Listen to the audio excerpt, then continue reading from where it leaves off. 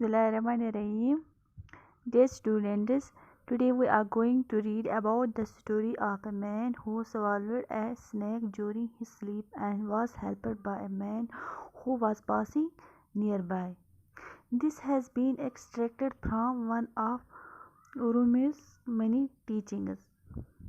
Dear students, in our previous lesson, we learned about how a man was sleeping along the roadside, and during his sleep, when a snake entered his mouth, how a wise man came in to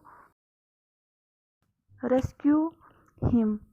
Today, we are going to learn and read more about this story.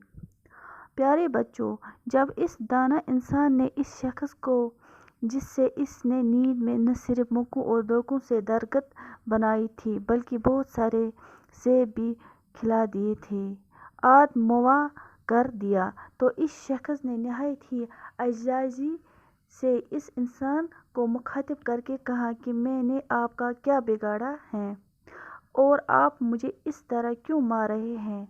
एक तरफ ये शख्स गिड़गिड़ा कर उसने मारने की वजह पूछ रहा था और दूसरी तरफ इस दाना इंसान का हाथ सिर्फ मुक्कों और लाठियों की ज़बान में बात कर रहा था, यहाँ तक कि इस शख्स के मुंह से खून बाहर आने लगा।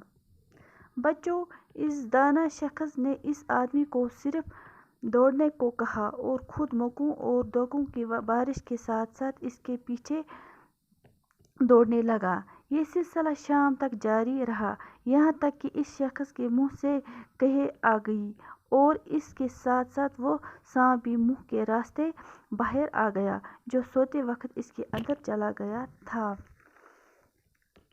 प्यारे बच्चों, जब इस शख्स ने इस मौजूद जानवर को अपने सामने देखा तो वो इस दाना शख्स के बाहों में पड़ गया और इससे एक फरिश्ता और मसीहा समझकर माफ़ी मांगने लगा, क्योंकि इसकी वजह से इस शख्स की जान बच गई थी।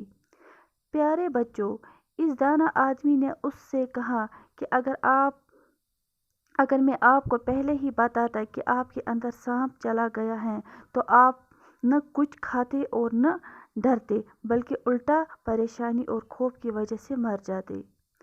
प्यारे बच्चों, इस सबक से हमें ये सीखने को मिलता है कि हमें ज़िंदगी के हर मामले में हाजिर दिमागी और देहानत से काम लेना चाहिए। इस सबक में मौजूद चंद एक मुश्किल अल्फाज के माने यूँ हैं।